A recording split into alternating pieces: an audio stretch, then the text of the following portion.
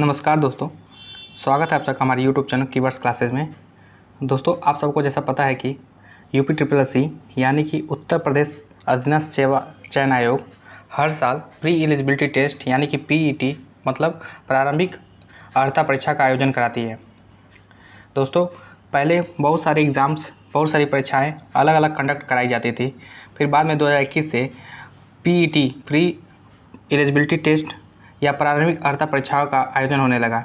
मतलब जो व्यक्ति, जो स्टूडेंट, जो छात्र प्रारंभिक अर्हता परीक्षा पेट में अच्छे नंबर स्कोर करता है वही मुख्य परीक्षा के लिए योग्य होगा।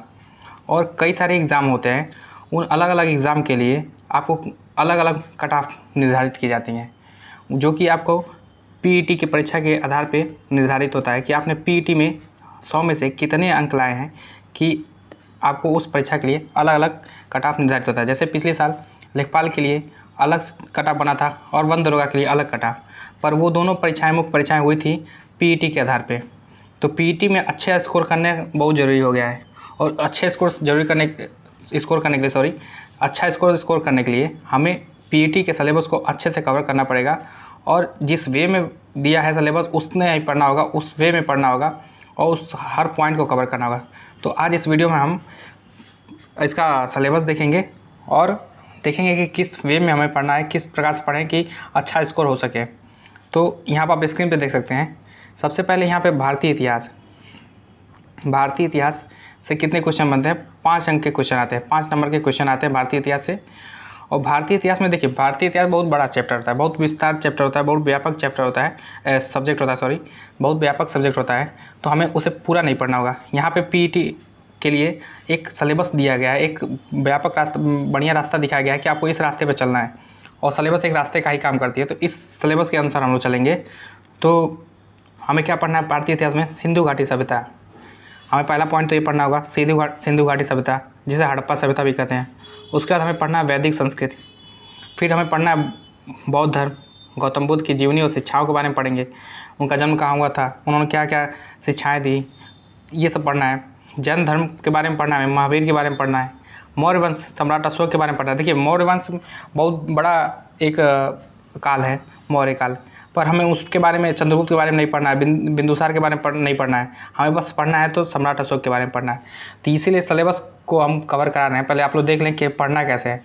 फिर गुप्त वंश में हमें समुद्रगुप्त के बारे में पढ़ना है, चंद्रगुप्त द्वितीय के बारे में बस पढ़ना है, हर्षवर्धन के बारे में पढ़ना है, राजपूत काल में पढ़ना है, और सल्तनत काल पढ़ना है। फिर आगे देखते हैं हम लोग। सल्तनत काल के बाद आपका है मुगल साम्राज्य, मराठा, ब्रिटिश राज्य का अभ्युदय, प्रथम स्वतंत्रता संग्राम, ब्रिटिश राज का सामाजिक आर्थिक प्रभाव। तो कितने हमारे टॉपिक हो गए हिस्ट्री के लिए? 1 2 3 4 5 6 7 8 9 10 11 12 13, मतलब पूरे हिस्ट्री से हमें बस 13 टॉपिक पढ़ने हैं, जो आसानी से हम लोग कवर करा देंगे। और आप अगर अच्छे से पढ़ेंगे तो आपको सारे वीडियो इस चैनल पे प्राप्त हो जाएंगे। और आप लोग से एक बात कहना चाहूँगा, अगर आप चैनल पर नए हैं तो प्लीज़ चैनल को सब्सक्राइब कर लीजिएगा, और वीडियो अच्छी लगी तो लाइक शेयर जरूर करिएगा। ठीक है, चलिए अब आगे देखते हैं। अब भारतीय इतिहास के बाद आता है कि आपका एक राष्ट्रीय आंदोलन, भारतीय इतिहास से राष्ट्रीय आंदोलन, ये आधुनिक इतिहास का पार्ट है। तो राष्ट्रीय आंदोलन में क्या पढ़ना है हमें? स्वाधीनता आंदोलन के प्रारंभिक वर्ष, मतलब जो इनिशियल स्टेट था स्वतंत्रता का आंदोलन का, उसका बारे में पढ़ना है, उसके बारे में पढ़ना है। स्वदेशी तथा सविनय अवज्ञा आंदोलन पढ़ना है हमें। महात्मा गांधी तथा अन्य नेताओं की इसमें भूमिका क्या थी, ये पढ़ना है। क्रांतिकारी आंदोलन तथा उग्र राष्ट्रवाद का उदय, कैसे उग्र राष्ट्रवाद का उदय हुआ, कैसे 1907 के सूरत अधिवेशन में कैसे नरम दल गरम दल का विभाजन हुआ, ये सब इत्यादि चीज़ें हमें पढ़नी है।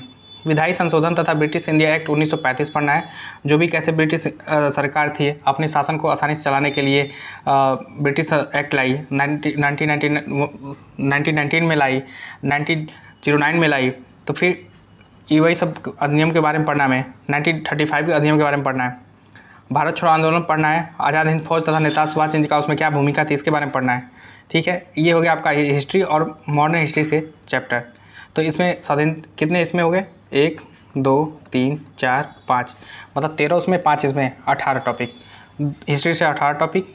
ठीक है, अब हमारा आता है जियोग्राफी यानी कि भूगोल। फिर देखिए जियोग्राफी भी बहुत व्यापक वास्ट सब्जेक्ट है, पर हमें पूरा नहीं पढ़ना है, उसमें भी टॉपिक बांधे गए हैं। कितने टॉपिक आपको पढ़ने हैं? पहला है आपका भारत एवं विश्व का भौतिक भूगोल। भौतिक भूगोल मतलब नदियाँ, घाटियाँ, भूजल संसाधन, पर्वत एवं पहाड़ियाँ तथा हिमनद। हिमनद मतलब ग्लेशियर, जो बर्फ़ के बड़े बड़े पहाड़ होते हैं उसे हिमनद कहते हैं। मरुस्थल और शुष्क क्षेत्र, वन, खनिज संसाधन। ठीक है, भारत की बात कर रहा है, विशेषकर भारत में।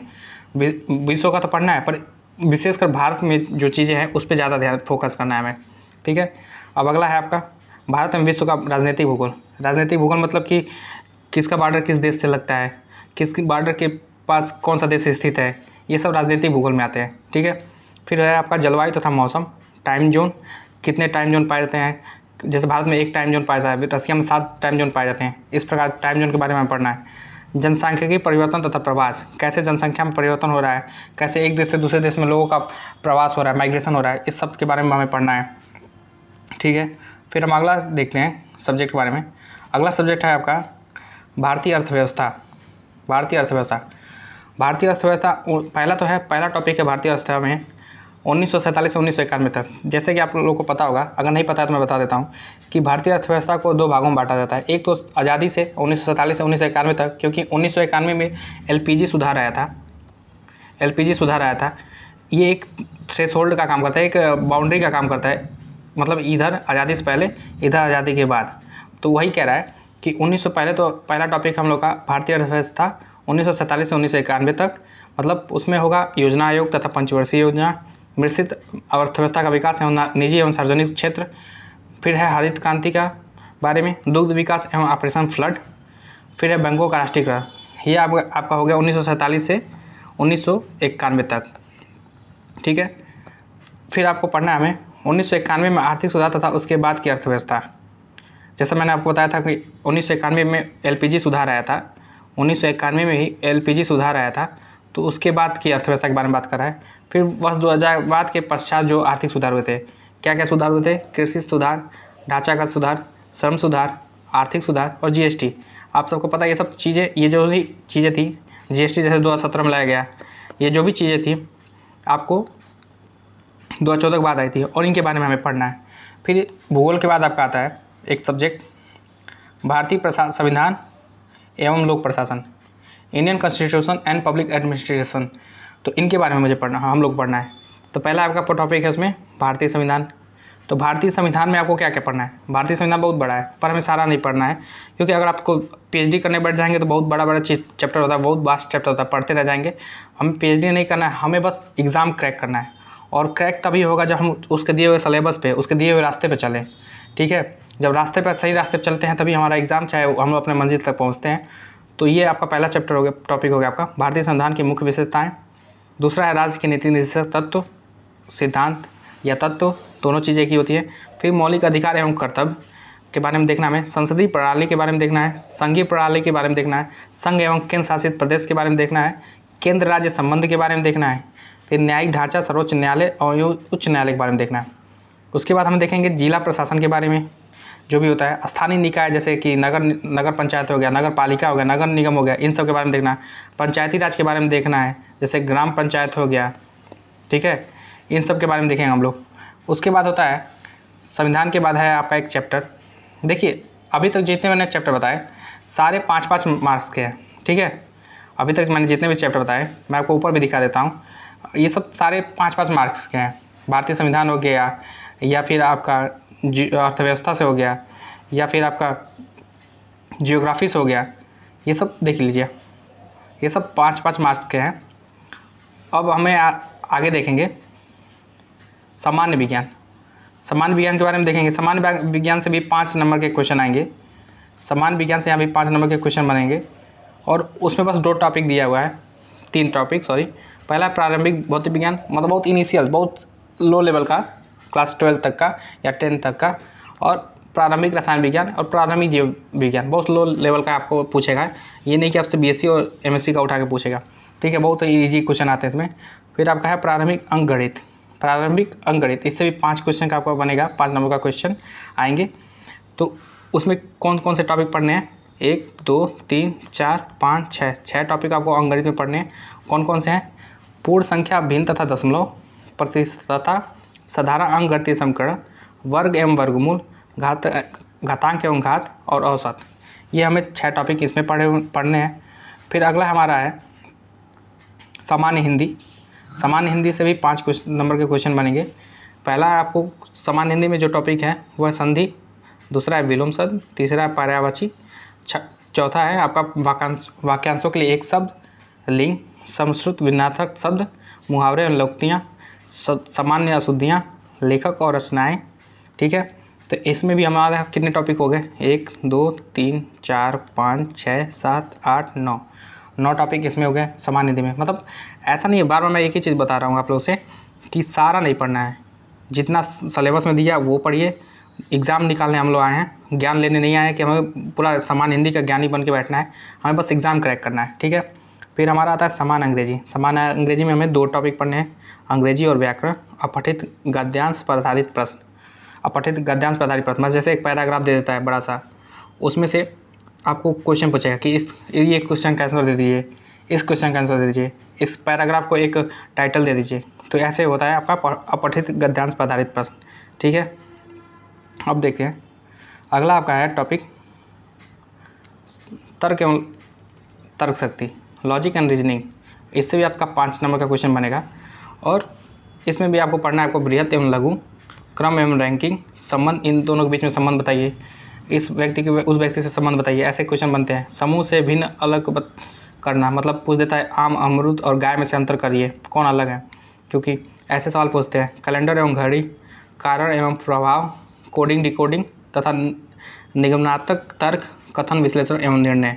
ठीक है, ये सब सवाल इससे बनेंगे। और सबसे महत्वपूर्ण यहाँ पे है आपका, देखेंगे 2 है ये टॉपिक। देखिए अभी तक जितने भी हम लोग टॉपिक देखें उसमें सबसे 5-5 नंबर के क्वेश्चन बन रहे थे, जबकि ये 2 टॉपिक से सामयिक माने करंट अफेयर, भारतीय और वैश्विक दोनों, भारत और विश्व दोनों का करंट अफेयर हम पढ़ेंगे, भारत का और विश्व का दोनों का। और ये महत्वपूर्ण है, 10 नंबर के ऐसे क्वेश्चन आते हैं। आपका अगला है कि सामान्य जागरूकता, जनरल अवेयरनेस। जनरल अवेयरनेस में आपका कौन कौन से टॉपिक हैं? भारत के पड़ोसी देश जैसे बांग्लादेश, पाकिस्तान, चीन, भूटान, तो ये हो गया आपको पड़ोसी देश और राजधानी, देश, राजधानी और मुद्रा, देशों का नाम पूछ देगा, राजधानी उनका पूछेगा, मुद्रा पूछेगा, करेंसी, मुद्रा यानी कि करेंसी पूछ देगा, भारत के राज्य तथा केंद्र शासित प्रदेश के बारे में पूछ देगा, भारतीय संसद, राज्य सभा, लोकसभा, विधानसभा, विधान परिषद के बारे में पूछ देगा, राष्ट्रीय और अंतर्राष्ट्रीय दिवस के बारे में पूछ देगा, विश्व संगठन एवं मुख्यालय के बारे में पूछ देगा, जैसे कि पूछ देगा कि IMF का कार्यालय कहाँ है, IMF कहाँ स्थित है, ठीक है, वर्ल्ड बैंक कहाँ स्थित है, कब स्थापना हुई थी, ये सब चीज़ें पूछ देगा। भारतीय पर्यटन स्थल पूछ देगा आपसे कि नीलगिरी पर्वत पे कौन सा पर्यटन स्थल स्थित है, उत्तराखंड में कौन सा पर्यटन स्थल स्थित है, भारत की कला एवं संस्कृति के बारे में पूछ देगा, भारत एवं विश्व के खेल के बारे में पूछ देगा, जैसे कि क्रिकेट के बारे में पूछ दे कुछ भी, कि किसी व्यक्ति का नाम दे देगा, जैसे लाला अमरनाथ का नाम दे देगा, पूछ देगा किस खेल से संबंधित थे, कपिल देव का नाम दे देगा, पूछ देगा किस खेल से संबंधित थे।